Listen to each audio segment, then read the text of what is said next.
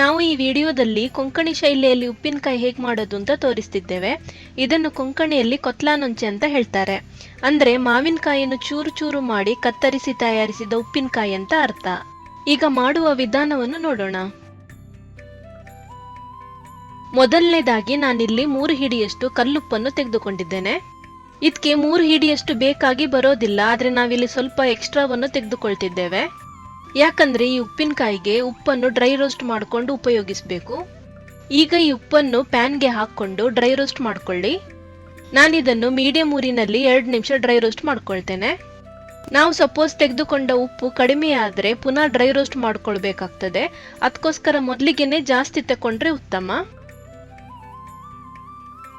1-2 ನಿಮಿಷದ ನಂತರ ಇದರ ಟೆಕ್ಸ್ಚರ್ ಚೇಂಜ್ ಆಗಿ ಬಿಡ್ತದೆ. ಉಪ್ಪು ಈ ರೀತಿ ಆದಾಗ ಗ್ಯಾಸನ್ನು ಆಫ್ ಮಾಡ್ಕೊಳ್ಳಿ. ನಂತರ ಇದನ್ನು ಒಂದು ಬೌಲ್ಗೆ ಹಾಕೊಳ್ಳಿ. ಉಪ್ಪನ್ನೀಗ ಸಂಪೂರ್ಣವಾಗಿ ತಣ್ಣಗಾಗಿಸ್ಕೊಳ್ಬೇಕು. ತಣ್ಣಗಾದ ನಂತರ ಇದನ್ನು ಪುಡಿ ಮಾಡ್ಕೊಳ್ಬೇಕು. ಈ ಒಣ ಹುರಿದ ಕಲ್ಲುಪ್ಪೀಗ ತಣ್ಣಗಾಗಿದೆ. ಇದನ್ನು ಒಂದು ಮಿಕ್ಸಿ ಜಾರ್ಗೆ ಹಾಕೊಳ್ತೇನೆ. ಇದನ್ನೀಗ ಆದಷ್ಟು ಫೈನ್ ಪೌಡರ್ ತರ ಮಾಡ್ಕೊಳ್ಳಿ. ಟೇಬಲ್ ಸಾಲ್ಟ್ ಹೇಗಿರುತ್ತಲ್ವಾ ಅದೇ ಟೆಕ್ಸ್ಚರ್ ನಲ್ಲಿ ಇದು ಪೌಡರ್ ಆಗಿದೆ. ಉಪ್ಪಿನಕಾಯಿ ಮಾಡಿಕೊಂಡ ನಂತರ ಈ ಉಪ್ಪು ಉಳಿದುಕೊಂಡ್ರೆ ನೀವು ಬೇರೆ ಅಡುಗೆಗೆ ಉಪಯೋಗಿಸಬಹುದು. ನಾವು ಡ್ರೈ ರೋಸ್ಟ್ ಮಾಡ್ಕೊಂಡಿದ್ರಿಂದ ಇದು ತುಂಬಾ ಚೆನ್ನಾಗಿ ಪೌಡರ್ ಆಗಿದೆ. ಈ ಉಪ್ಪನ್ನು ಒಂದು ಬೌಲ್ಗೆ ವರ್ಗಾಯಿಸ್ಕೊಳ್ತೇನೆ. ಸದ್ಯಕ್ಕೆ ಇದನ್ನು ಬದಿಗಿಡಿ. ನಾನಿಲ್ಲಿ 2 ಮಾವಿನಕಾಯಿಯನ್ನು ತೆಗೆದುಕೊಂಡಿದ್ದೇನೆ. ಉಪ್ಪಿನಕಾಯಿಗೆ ಯಾವ ಸಾಮಗ್ರಿಯನ್ನು ಎಷ್ಟು ಕ್ವಾಂಟಿಟಿನಲ್ಲಿ ಹಾಕಬೇಕು ಅಂತ ಗೊತ್ತಾಗಬೇಕಾದ್ರೆ ಮಾವಿನಕಾಯಿಯ ವೇಟ್ ಗೊತ್ತಿದ್ರೆ ಒಳ್ಳೆಯದು. ನನ್ನ ಹತ್ರ ವೇಟ್ ಸ್ಕೇಲ್ ಇರೋದ್ರಿಂದ ನಾನಿಲ್ಲಿ ಚೆಕ್ ಮಾಡ್ತಿದ್ದೇನೆ. ಇಲ್ಲಾಂದ್ರೆ ನಿಮ್ಮ ಹತ್ರ ಎಷ್ಟು ಮಾವಿನಕಾಯಿ ಇದ್ದೀನೋ ಅಷ್ಟನ್ನು ಹಿಡಿದುಕೊಂಡು ಒಂದು ಅಂದಾಜು ಮಾಡ್ಕೊಳ್ಳಿ ಎಷ್ಟಿರ್ಬೋದು ಅಂತ. ಈ 2 ಮಾವಿನಕಾಯಿ 650 ಗ್ರಾಂ ತನಕ ಇದೆ. ಇದನ್ನು ಸ್ವಚ್ಛವಾಗಿ ತೊಳೆದುಕೊಂಡು ಚೆನ್ನಾಗಿ ಒರೆಸ್ಕೊಳ್ಳಿ. ಇದರಲ್ಲಿ ನೀರಿನ ಪಸೆ ಇರಬಾರ್ದು. ಇದನ್ನು ಯಾವ ರೀತಿ ಕಟ್ ಮಾಡಬೇಕು ಅಂತ ತೋರಿಸ್ತೇನೆ. ಮೊದಲಿಗೆ ಉದ್ದಕ್ಕೆ ಈ ರೀತಿ ಸೀಳು ಹಾಕಿ ಇದರಲ್ಲಿ ತೋರಿಸಿದ ಹಾಗೆ ಚೂರು ಚೂರುಗಳನ್ನಾಗಿ ಕಟ್ ಮಾಡ್ಕೊಳ್ಬೇಕು. ನಾನು ಈ ಮಾವಿನಕಾಯಿಯನ್ನು ಚೆನ್ನಾಗಿ ತೊಳೆದುಕೊಂಡು ಒರೆಸಿ ಒಂದು ಅರ್ಧದಿಂದ 1 ಗಂಟೆ ಸೂರ್ಯನ ಬಿಸಿಲಿನಡಿ ಇಟ್ಟಿದ್ದೆ. ಈ ರೀತಿ ಮಾಡಿ ಮಾವಿನಕಾಯಿಯ ಉಪ್ಪಿನಕಾಯಿ ಮಾಡಿದ್ರೆ ತುಂಬಾ ದಿನ ಬಾಳಿಕೆ ಬರ್ತದೆ. ಮಾವಿನಕಾಯಿಯನ್ನು ಈ ರೀತಿ ಚೂರು ಚೂರಾಗಿ ಕಟ್ ಮಾಡಿಕೊಳ್ಳಿ.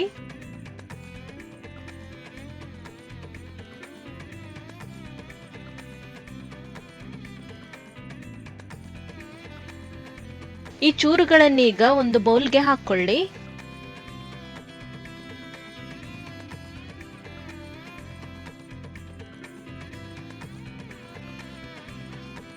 ಇದಕ್ಕೆ ನಾವೀಗ ರುಚಿಗೆ ತಕ್ಕಷ್ಟು ಉಪ್ಪನ್ನು ಹಾಕ್ಕೊಳ್ಬೇಕು.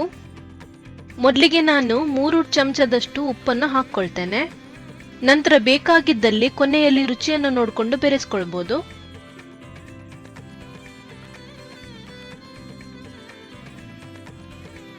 ಇದೀಗ ಇಷ್ಟು ಉಪ್ಪು ಉಳಿದಿದೆ. ಸದ್ಯಕ್ಕೆ ಇದನ್ನು ನಾನು ಬದಿಗಿಡ್ತೇನೆ. ಉಪ್ಪು ಮತ್ತು ಮಾವಿನಕಾಯಿಯ ಚೂರುಗಳನ್ನು ಚೆನ್ನಾಗಿ ಬೆರೆಸ್ಕೊಳ್ಳಿ. ನಾನಿಲ್ಲಿ ಒಂದು ವಿಷಯವನ್ನು ಹೇಳಲು ಮರೆತು ಬಿಟ್ಟೆ.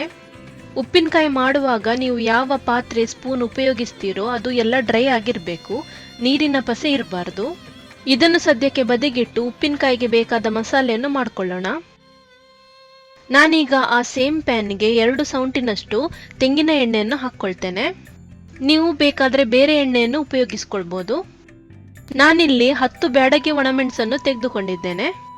ಇದನ್ನು ಮೊದಲಿಗೆ ಚೆನ್ನಾಗಿ ರೋಸ್ಟ್ ಮಾಡ್ಕೊಳ್ಳಿ. ಎಣ್ಣೆ ಬಿಸಿಯಾದ ಕೂಡಲೇ ಬ್ಯಾಡಗಿ ಒಣಮೆಣಸನ್ನು ಹಾಕೊಂಡು ಚೆನ್ನಾಗಿ ರೋಸ್ಟ್ ಮಾಡ್ಕೊಳ್ತೇನೆ. ಮೆಣಸು ಸ್ವಲ್ಪ ಕಪ್ಪಾಗ್ಲಿಕ್ಕೆ ಬರಲಿ ಅಷ್ಟರ ತನಕ ಹುರಿದುಕೊಳ್ಳಿ. ಪ್ರತಿಯೊಂದು ಸಾಮಗ್ರಿಯನ್ನು ಹುರಿದುಕೊಂಡ ನಂತರ ಒಂದು ಪ್ಲೇಟ್ಗೆ ಹಾಕೊಳ್ಳಿ. ಈಗ ಈ ಎಣ್ಣೆಗೆ 25ರಿಂದ 30 ಗುಂಟೂರು ಒಣಮೆಣಸನ್ನು ಹಾಕೊಳ್ಳಿ. ಇದನ್ನು ಸಹ ಸ್ವಲ್ಪ ಕಪ್ಪಾಗುವ ತನಕ ಹುರಿದುಕೊಳ್ಬೇಕು. ನೀವು ಬೇಕಾದ್ರೆ ಬ್ಯಾಡಗಿ ಮತ್ತು ಗುಂಟೂರು ಒಣಮೆಣಸಿನ ಕ್ವಾಂಟಿಟಿಯನ್ನು ಸ್ವಲ್ಪ ಹೆಚ್ಚು ಕಡಿಮೆ ಮಾಡ್ಕೊಳ್ಬಹುದು. ಈ ಉಪ್ಪಿನಕಾಯಿಯ ಕಲರ್ ಸ್ವಲ್ಪ ಡಾರ್ಕ್ ಆಗಿ ಬರ್ಲಿ ಅಂತ ಇದು ಕಪ್ಪಾಗುವ ತನಕ ಹುರಿದುಕೊಳ್ತೇವೆ.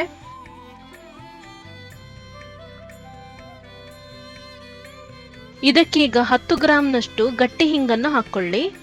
ಈ ಉಪ್ಪಿನಕಾಯಿಗೆ ಹಿಂಗಿನ ಪರಿಮಳ ಸ್ವಲ್ಪ ಸ್ಟ್ರಾಂಗ್ ಆಗಿ ಇರ್ತದೆ. ಹಾಗಾಗಿ ಇಷ್ಟು ಹಿಂಗನ್ನು ಹಾಕ್ಕೊಳ್ಬೇಕಾಗ್ತದೆ.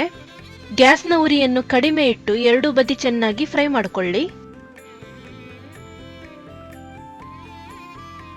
1 ಟೀ ಸ್ಪೂನ್ ಅಷ್ಟು ಮೆಂತೆ ಬೀಜಗಳನ್ನು ಹಾಕಬೇಕು.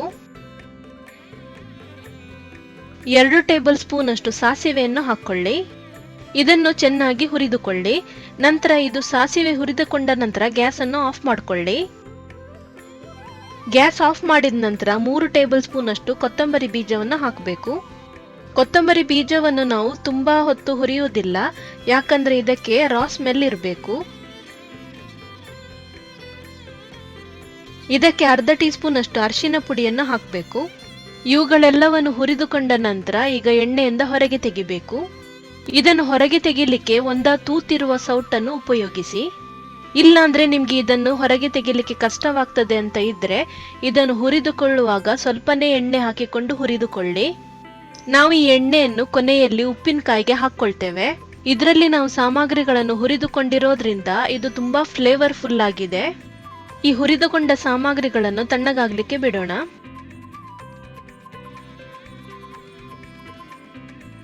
ಇದು ತಣ್ಣಗಾಗಿದೆ. ಈಗ ಇದನ್ನೊಂದು ಮಿಕ್ಸಿ ಜಾರ್ಗೆ ಹಾಕೊಳ್ತೇನೆ. ಮೊದಲಿಗೆ ಒಣಮೆಣಸನ್ನು ಮಾತ್ರ ಆರಿಸಿಕೊಂಡು ಹಾಕಿದ್ಕೆ.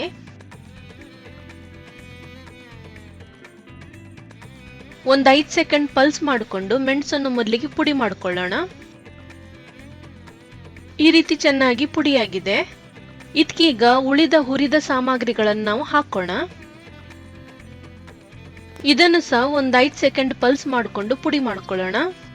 ನಾವಿದನ್ನು ಪೇಸ್ಟ್ ಅನ್ನಾಗಿ ಮಾಡಿ ರುಬ್ಬಿಕೊಳ್ಬೇಕಾದ್ರೆ ಸಹಜವಾಗಿ ನೀರು ಬೇಕು, ಆದ್ರೆ ನಾವು ಬೇರೆ ನೀರನ್ನು ಹಾಕುವಂತಿಲ್ಲ. ನಾವಾಗ ಉಪ್ಪು ಹಾಕಿ ಬೆರೆಸಿಟ್ಟ ಮಾವಿನಕಾಯಿಯ ಚೂರಿನಿಂದ ಉಪ್ಪು ನೀರು ಬಿಟ್ಟಿದೆ. ಈ ನೀರನ್ನು ಹಾಕಿಕೊಂಡು ನಾವು ಮಸಾಲೆಯನ್ನು ರುಬ್ಬಿಕೊಳ್ಬೇಕು. ನೀವು ನಾರ್ಮಲ್ ಆದ ನೀರಿನಿಂದ ಇದನ್ನು ರುಬ್ಬಿಕೊಂಡ್ರೆ ಉಪ್ಪಿನಕಾಯಿಯನ್ನು ಜಾಸ್ತಿ ದಿನ ಸ್ಟೋರ್ ಮಾಡ್ಲಿಕ್ಕೆ ಆಗೋದಿಲ್ಲ. ನೀವು ಯಾವಾಗ್ಲಾದ್ರೂ 1 ದಿನದ ಫಂಕ್ಷನ್ಗೋಸ್ಕರ ಅಂತ ಮಾಡುವುದಾದ್ರೆ ನೀವು ನಾರ್ಮಲ್ ಆದ ನೀರಿನಿಂದ ರುಬ್ಬಿಕೊಳ್ಬಹುದು. ಇದೀಗ ಈ ರೀತಿ ಪೇಸ್ಟ್ ತರ ಆಗಿದೆ ನೋಡಿ. ನಾವು ಒಣಮೆಣಸನ್ನು ಸ್ವಲ್ಪ ಜಾಸ್ತಿ ಹೊತ್ತು ರೋಸ್ಟ್ ಮಾಡಿರೋದ್ರಿಂದ ಈ ರೀತಿ ಕಲರ್ ಬಂದಿದೆ ಇದಕ್ಕೆ. ಈ ಪೇಸ್ಟ್ ಅನ್ನೀಗ ಮಾವಿನಕಾಯಿಯ ಚೂರಿನೊಂದಿಗೆ ಚೆನ್ನಾಗಿ ಬೆರೆಸ್ಕೊಳ್ಳಿ.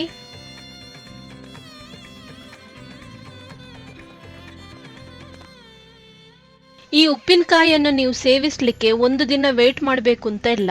ಇದೊಂಥರ ಇನ್ಸ್ಟೆಂಟ್ ಉಪ್ಪಿನಕಾಯಿ ಇದ್ದ ಹಾಗೆ. ಈ ಉಪ್ಪಿನಕಾಯಿ ಮಾಡಲಿಕ್ಕೆ ಉಪಯೋಗಿಸಿದ ಪ್ರತಿಯೊಂದು ವಸ್ತು, ಅದು ಮಿಕ್ಸಿ ಜಾರ್ ಆಗಲಿ, ಸೌಟ್ ಆಗಲಿ, ಪಾತ್ರೆ ಆಗಲಿ, ಎಲ್ಲವೂ ಡ್ರೈ ಆಗಿದ್ದನ್ನೇ ಉಪಯೋಗಿಸಿದ್ದೇನೆ. ಇದನ್ನು ಚೆನ್ನಾಗಿ ಮಿಕ್ಸ್ ಮಾಡ್ಕೊಂಡಿದ್ದಾಯ್ತೀಗ. ನಾವು ಕೆಲವೊಂದು ಸಾಮಗ್ರಿಗಳನ್ನು ಹುರಿದುಕೊಂಡ ಎಣ್ಣೆ ಇದೆ ಅಲ್ವಾ, ಅದನ್ನೀಗ ಇದಕ್ಕೆ ಹಾಕಬೇಕು. ನೀವಾಗ ಸಾಮಗ್ರಿಗಳನ್ನು ಹುರಿದುಕೊಳ್ಳುವಾಗ ಕಡಿಮೆ ಎಣ್ಣೆಯನ್ನು ಹಾಕಿದ್ದಿದ್ರೆ ಈಗ ಫ್ರೆಶ್ ಆದ ಬೇರೆ ಎಣ್ಣೆಯನ್ನು ಇದಕ್ಕೆ ಹಾಕಿ. ಎಣ್ಣೆ ಹಾಕಿದ ಮೇಲೆ ಚೆನ್ನಾಗಿ ಇದನ್ನು ಬೆರೆಸ್ಕೊಂಡಿದ್ದೇನೆ. ಸದ್ಯಕ್ಕೆ ಇದನ್ನು ನಾನು ಅರ್ಧ ಗಂಟೆ ಬದಿಗಿಡ್ತೇನೆ. ಅಷ್ಟರಲ್ಲಿ ಮಾವಿನಕಾಯಿಯ ಚೂರುಗಳು ಉಪ್ಪು, ಖಾರ ಮತ್ತು ಮಸಾಲೆಯನ್ನು ಚೆನ್ನಾಗಿ ಎಳೆದುಕೊಳ್ತದೆ.